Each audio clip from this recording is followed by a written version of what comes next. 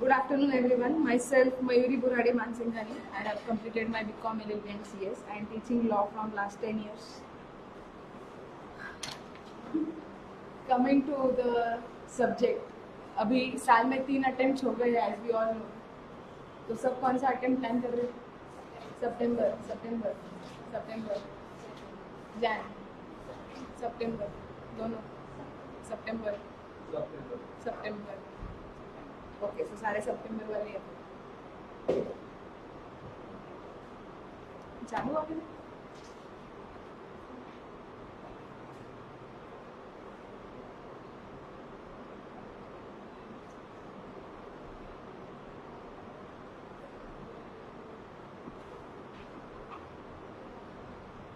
Bling हो रहा है.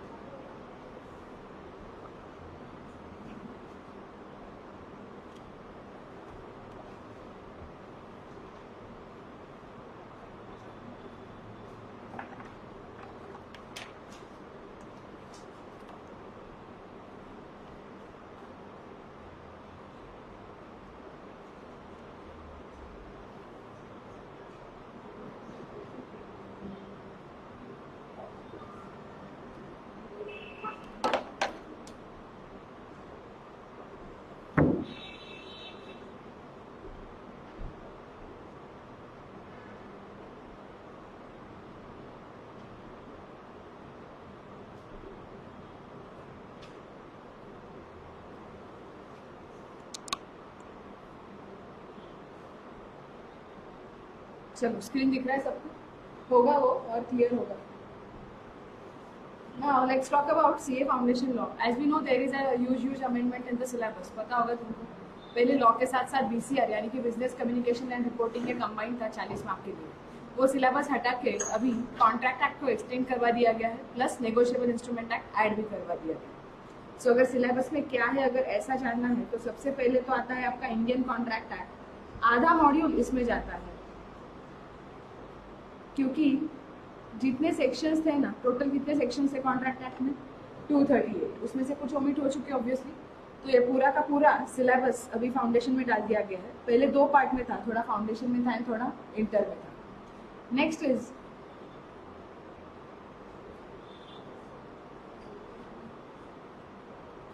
The sale of goods act 1930. ये जो सेल ऑफ गुड्स एक्ट था ना, it was earlier part and parcel of contract act only. पर कॉन्ट्रैक्ट एक्ट के सेक्शन 65 से लेकर 123 ये सेक्शंस निकाल के कौन सा एक्ट पास करवा दिया है?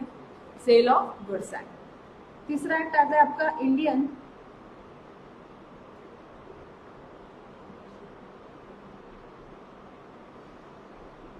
Partnership act 1932. आपने पार्टनरशिप अकाउंट्स किया होगा 12th में, राइट? उसी को थोड़ा एक्सटेंड करके क्या बनाया गया है? Partnership act. उसके बाद आता है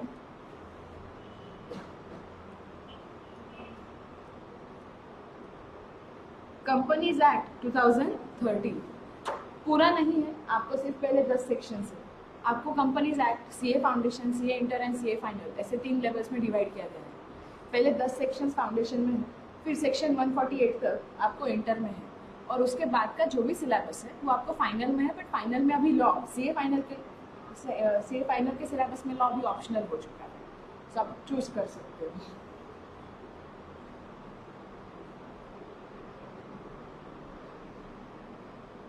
and last but not the least, LLP act 2008. Partnership और कंपनी के एडवांटेजेस को कंबाइन करके जो फॉर्मेट तैयार किया गया है, उसको क्या बोला जाता है? LLP. क्लियर है? वेटेज वाइज देखा जाए तो जिस ऑर्डर में लिखा है ना, वही ऑर्डर में उसका वेटेज है. कॉन्ट्रैक्ट एक्ट को सबसे ज़्यादा वेटेज जा सकता है, कितने मार्क्स तक का? 40 रादर 45 भी. उसके बाद 10 से 12 मार्क के लिए सेल ऑफ गुड्स एक्ट, 10 से 12 मार्क के लिए इंडियन पार्टनरशिप एक्ट, 10 से 12 मार्क के लिए कंपनीज एक्ट, 6 से 10 मार्क ऑप्शन के साथ LLP एक्ट, एंड लास्टली आता है आपका negotiable instrument act, which is a new edition. पता होगा तुमको. अगेन ये भी एक्ट आपको पूरा नहीं है. ये एक्ट का भी आपको क्या देके रखा है? ओवरव्यू. तो ये भी एक्ट आपको 10 से 15 मार्क के लिए आएगा. So that's how your paper will be. समझ में आ रहा है? लॉ पढ़ते वक्त या रैदर कोई भी प्रोफेशनल एग्जाम के लिए प्रिपरेशन करते वक्त एक बेसिक बात याद रखनी चाहिए, आप सिलेबस में से कोई भी चीज़ ओमिट नहीं कर सकते, छोड़ नहीं सकते। होता है ना, ये ऑप्शन पे डाल देंगे, वो ऑप्शन पे डाल देंगे, तो ऐसा यहाँ पे करना अलाउड नहीं है। रीज़न, वेटेज जो है ये वेरी भी हो सकता है। इंस्टीट्यूट ने स्टैंडर्ड आइडिया दिया कि ऐसे हम पूछेंगे, और उनका दिमाग घूम गया तो 10 मार्क का टॉपिक को कितने मार्क के लिए पूछ सकते हैं? 40-50 मार्क। सो इसी के लिए हमको कोई भी टॉपिक ऑप्शन पे छोड़ना नहीं है। बेसिक समझ रहे हैं? अभी लॉ को पढ़ना कैसे है? सी, लॉ है, लॉ लगता भले ही थियोरी सब्जेक्ट है, बट ये मैथ्स के जैसा। ये हमको पहले सीखना पड़ेगा, अंडरस्टैंड भी करना होगा, लर्न भी करना होगा, एंड देन अप्लाई भी करना होगा। सो 2 बातें आती है, learning also and application also. क्योंकि आपको कुछ क्वेश्चंस डायरेक्ट आएंगे, कुछ क्वेश्चंस इनडायरेक्ट आएंगे। डायरेक्ट क्वेश्चन में क्या सीधे सीधे पूछ लेते हैं, what is this, what is that वगैरह वगैरह, और इनडायरेक्ट क्वेश्चंस रहते हैं ना, वहाँ पे वो आपको देते हैं सिचुएशंस, यानी कि केस स्टडीज। फिर वो सिचुएशंस को एनालाइज करके आपको एक्चुअली डिसाइड करना है कि भाई कौन सा प्रोविजन अप्लाई होगा एंड कौन सा प्रोविजन अप्लाई नहीं होगा। क्लियर है? सो ये सब बातें ध्यान देनी चाहिए। लॉ कोई एक दिन में पढ़ने वाला सब्जेक्ट भी नहीं है। It is not like your OC, SP और कौन सा इकोनॉमिक्स। ठीक है, 12th तक का जो पढ़ाई का आपका तरीका था, थियोरी का, वो बहुत अलग था। अभी आपको चेंज करना पड़ेगा। अगर आपको CA फाउंडेशन फर्स्ट अटेम्प्ट में क्लियर होना है तो डेली स्टडी लगेगा, डेली प्रैक्टिस। जितना क्लास में हो रहा है उतना भी अगर घर जाके किया वापस तो बहुत है। और क्लास के टेस्ट अगर रेगुलरली दे पाते हो तो पढ़ाई एंड प्रिपरेशन क्लास के साथ ही हो जाएगा। पहले अटेम्प्ट 6-6 महीने में आ रहा था, अभी 4-4 महीने में दिया है। तो ये भी समझ लो, अगर अटेम्प्ट 4 महीने में दिया है तो पढ़ना भी जल्दी पड़ेगा। आप ऐसा उसको डिले नहीं कर सकते। ऐसा सोच के मत चलो सितंबर तक पढ़ाई हुई तो सितंबर देंगे वरना दिसंबर को ही, ऐसा एटीट्यूड रखने का नहीं। देखो, जितना लेट CA बनोगे उतना हर एक महीने का सैलरी भी खींचते जाएगा आगे, बराबर ना? 1 महीना लेट हो गया, बेसिक सैलरी कितना मिलेगा? 80,000 तो मिलेगा। 1 महीना डिले हो रहा है, कितने का घाटा हो रहा है? 80,000। 2 महीना डिले हो रहा है, कितने का घाटा हो रहा है? 1,60,000। So you can not really afford to lose the time. Clear है? उसके बाद अभी क्वेश्चंस कौन से टाइप के आते हैं?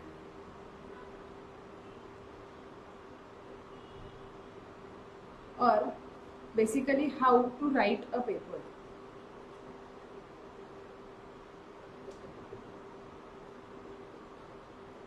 तो सबसे पहला क्वेश्चन नंबर जो है ना वो पेज के मिडल में होगा। कहाँ पे होगा? मिडल में। हमको 12th तक आदत क्या रहती है कहाँ पे लिखने का? मार्जिन में। मार्जिन में लिखो, पर सबसे मेनली कहाँ पे लिखना है? On the centre, at the centre of the page.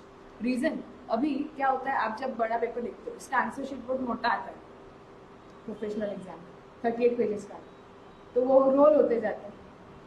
तो वो क्वेश्चन नंबर आप भले लिखते हो ना तो एग्जामिनर को लिखता नहीं, उसको दिखेगा नहीं तो 0 मार्क्स दे देगा। इसलिए क्वेश्चन नंबर हमेशा कहाँ पे लिखना है? At the centre of the page.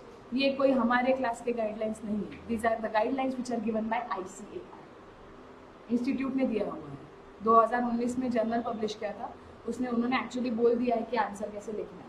उनके फॉर्मेट में अगर आंसर्स लिखोगे तो ही पूरे मार्क्स मिलेंगे, वरना मार्क्स मिलने वाले नहीं, डायरेक्टली 0 0 आ जाता है। क्लियर है? क्योंकि अभी कंप्यूटराइज चेकिंग होता है, देखा होगा तुमने, ग्रीन कलर के बॉक्सेस में डायरेक्टली मार्क्स आते हैं स्टेप वाइज। तो आपको प्रॉपरली आंसर लिखना बहुत ज़रूरी है। फिर अगर आंसर है तो आंसर 1, और अगर अकाउंट्स वगैरह है वो आप सॉल्व करोगे ना तो उसका क्या आएगा? सोल्यूशन। क्लियर है? फिर टोटल पेपर में 6 क्वेश्चन आते हैं, 6 में से 5 सॉल्व करने कंपल्सरी होते हैं। तो हर एक मेन नया क्वेश्चन न्यू पेज पे जाए। क्लियर है? और 38 पेजेस का आंसर शीट आता है, पूरा यूटिलाइज करना है, थोड़ी भी कंजूसी करनी नहीं है। सो मेक श्योर हर नया क्वेश्चन कहाँ पे आएगा? नए पेपर। क्लियर है? 1-2 लाइन्स भी लिखे रहेगी तो भी पूरा पेज छोड़ दो, कुछ फर्क नहीं। 1200 रुपये लेते हो, 1500 बिल्कुल वसूल कर लेंगे हमने। बेसिक बात क्लियर। उसके बाद कुछ लोगों को ना बहुत मार्जिन की आदत होती है, ऐसा ऐसा ऐसा बार बॉक्स बना के छोड़ते हैं और फिर इतने में लिखने का, ऐसा करने का। डेकोरेशन के कोई मार्क्स नहीं मिलने वाले, डेकोरेशन के लिए टाइम वेस्ट करने का नहीं। पेपर अगर 10-15 मिनट पहले मिल रहा है ना आपको, आप उस पेपर को पढ़ो। मिलता है थियोरी पेपर 15 मिनट पहले मिलता है पढ़ने के लिए, क्योंकि बड़ा होता है।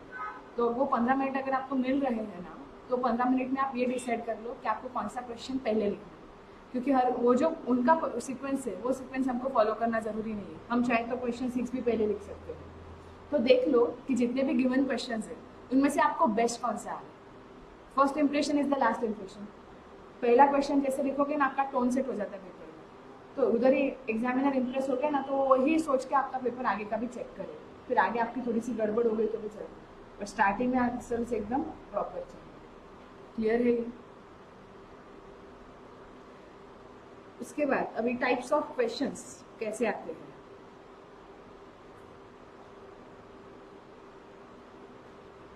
तो सबसे पहला आता है आपको एक्सप्लेन टाइप के क्वेश्चंस। एक्सप्लेन मतलब क्या, बता देंगे, बता दो what are the types of contracts, direct पूछ लेंगे कुछ। तो एक्सप्लेन में उन्होंने जो कंसेप्ट दिया है उस कंसेप्ट का आपको क्या देना है, इंट्रोडक्शन, और फिर जो वो कंसेप्ट उन्होंने पूछी है वो कंसेप्ट पूरी एक्सप्लेन करनी है, और इनमें क्या करना है आपको, क्या देना है, conclusion.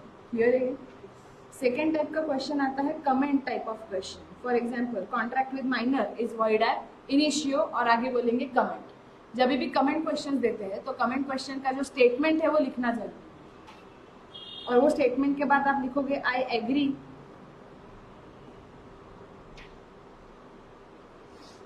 with above statement or I do not agree with above statement. Either I agree, true होगा तो I agree लिखोगे, और अगर false होगा तो disagree या do not agree लिखोगे। क्लियर है? और उसके बाद आपको क्या लिखना है, मेन प्रोविजन या रूल्स, और फाइनली आपको वापस क्या लिखना है, कंक्लूजन। क्लियर है? फिर आता है तीसरे टाइप का question, that is short notes. अभी शॉर्ट नोट्स में डायरेक्ट पूछा जाता है what are the types of guarantees या वगैरह, तो यहाँ पे ज़्यादा कुछ इंट्रोडक्शन देने की भी जरूरत नहीं है। जो पूछा है ना डायरेक्टली वो लिख के खत्म करो। उसके बाद आता है डिस्टिंग्विश बिटवीन।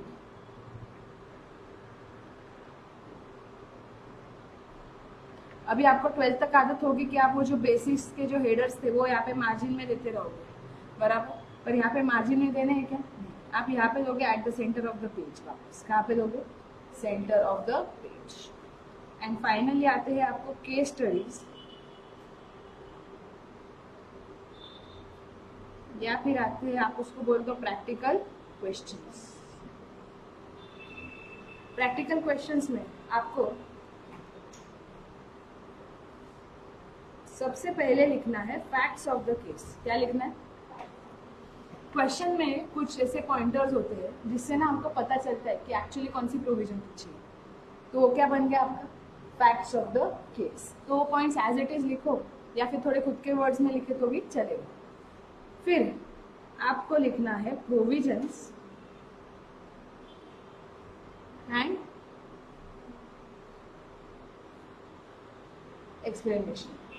फिर जो भी लॉ का रूल है वो आपको एक्सप्लेन करना है। केस लॉज वगैरह हम पढ़ते हैं, अलग अलग केसेस पढ़ते हैं, उन सारे केसेस का रेफरेंस भी कहाँ पे देना है आपको, प्रोविजंस एंड एक्सप्लेनेशन। फिर क्या आएगा,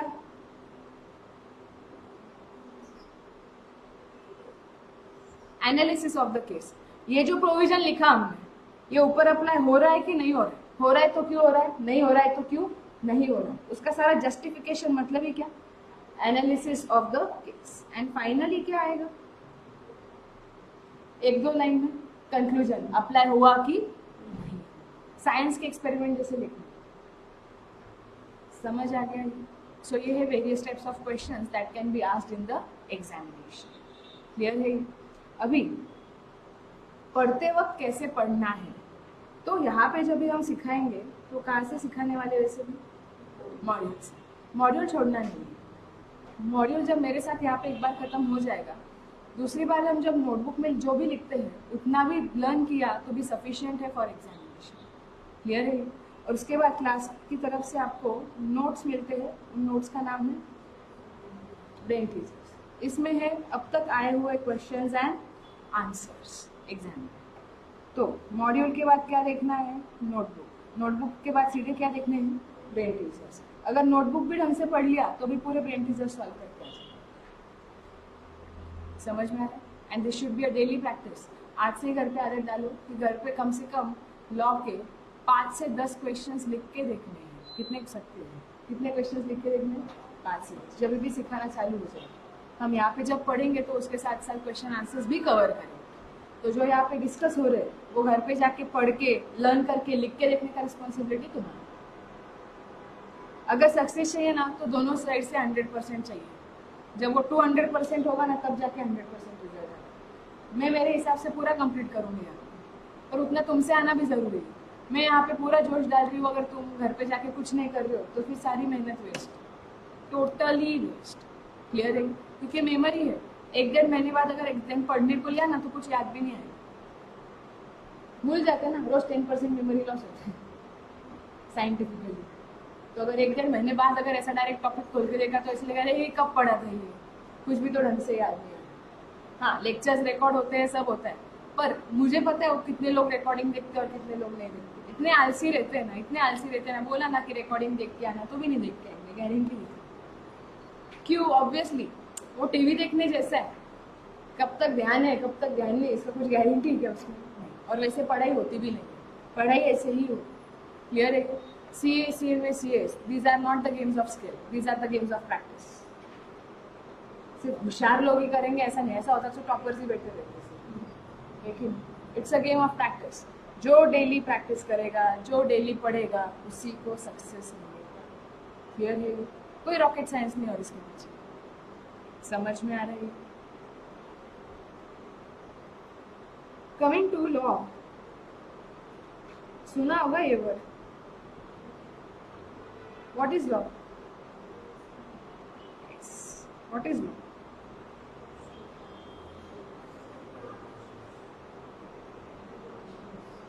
set of rules and regulations. जरूरी है क्या रूल्स एंड रेगुलेशंस?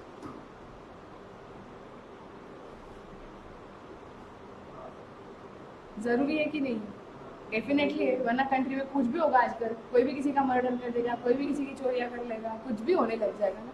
सो कोई एक law and order and discipline maintain करने के लिए किसकी जरूरत होती है हमको? Rules and regulations. तुम भी laws rules and regulations follow करते हो? गाड़ी लेफ्ट साइड से चलाते हो कि राइट साइड से? लेफ्ट से ना, राइट से चलाते हो क्या? कोई चलाता है क्या? Why? Because it's a rule. 12 जब तक पास आउट नहीं होते तब तक फाउंडेशन को अपीयर नहीं कर सकते। Why? Because it's a rule.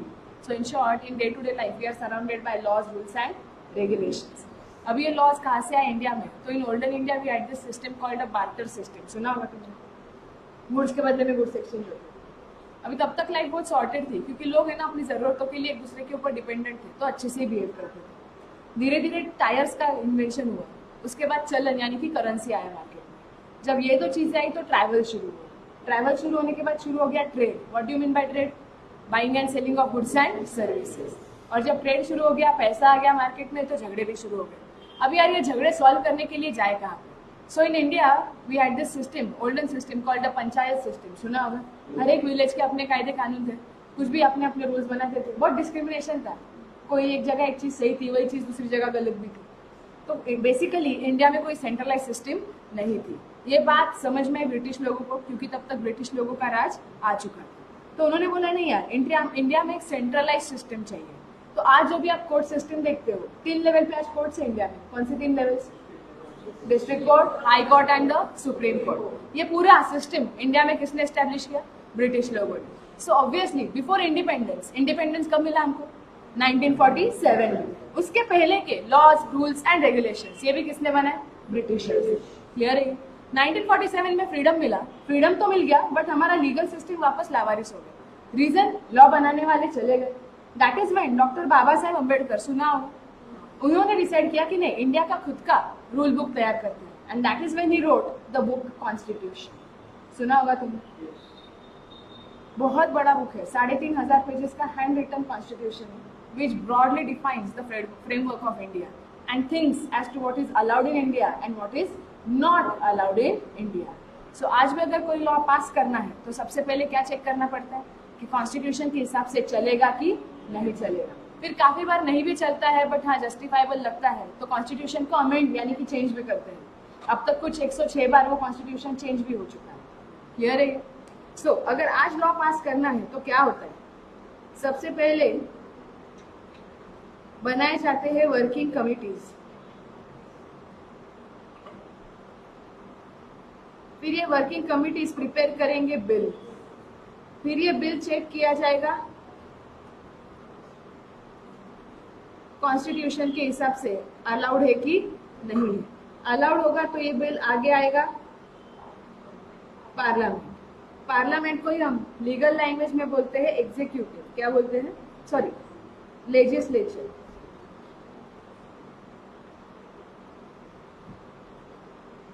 Parliament मतलब ही क्या, लोकसभा, राज्यसभा।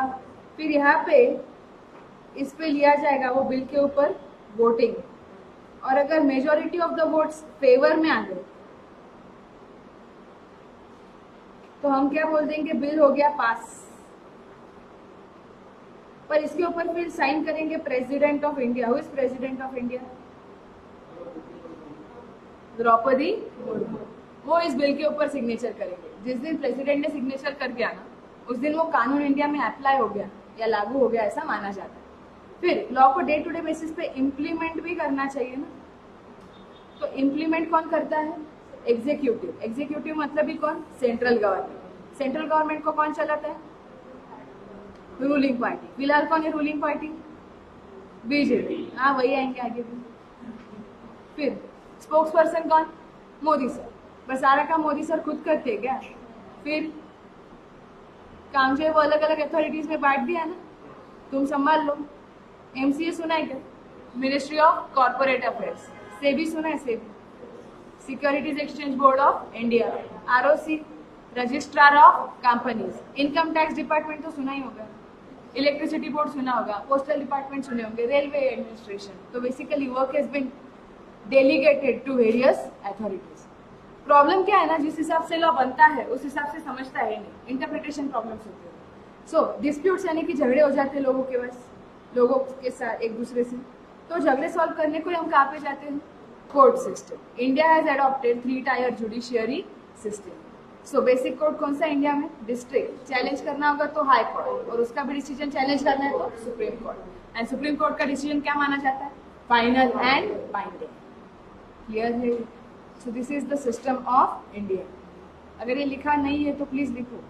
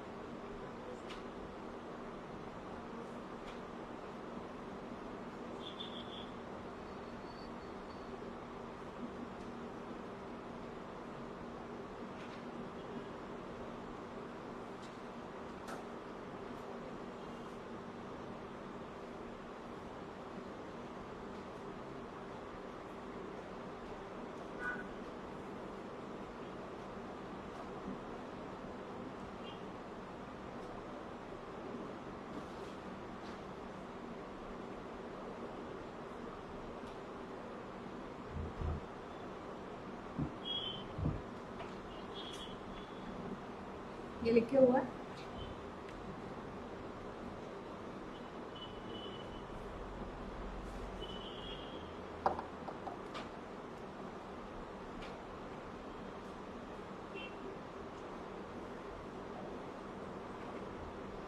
दो वर्ड्स आते हैं, लॉ और एक्ट। पार्लियामेंट में जो अभी जस्ट हमने बिल पास किया वो क्या बन गया आपका? एक्ट। पर आपको जब एक्ट के साथ साथ केस लॉज पढ़ने पड़े एंड सेंट्रल गवर्नमेंट के रूल्स भी पढ़ने पड़े, जब सब कुछ एक साथ पढ़ना पड़े तो उसको क्या बोलना जाएगा? लॉ। अपने बुक का नाम क्या है? Business laws. मतलब सब आ गया, एक्ट भी आ गया, केस लॉज भी आ गए, प्लस रूल्स भी आ गए। क्लियर है? Then act is further broken down into smaller parts and that is termed as sections. Act काफी बड़ा होता है ना, उसको छोटे छोटे पार्ट्स में डिवाइड किया तो हर पार्ट को क्या बोला जाएगा? सेक्शन। सेक्शन हमेशा मिलेगा आपको नंबर्स में। किसमें मिलेगा? सेक्शन को भी और छोटे पार्ट्स में डिवाइड कर दो तो क्या बोलते हैं हम उसको? Sub section. ये आपको हमेशा मिलेगा नंबर्स में बट ब्रैकेट्स में। फिर इसको भी अगर आगे कभी डिवाइड कर दो तो वो क्या हो गया? क्लॉज। क्लॉज आपको हमेशा मिलेंगे अल्फाबेट्स में और ब्रैकेट्स में, और इसको भी आगे डिवाइड कर दिया तो सब क्लॉज। सब क्लॉज आपको मिलेगा रोमन नंबर्स में। किसमें मिलेगा? तो अगर मैंने ऐसा लिखा तो सबसेक्शन 1, ऐसे लिखा तो क्लॉज ए, ऐसे लिखा तो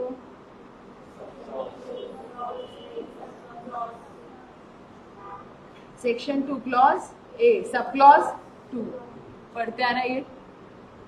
ओके, लिखा ये। अभी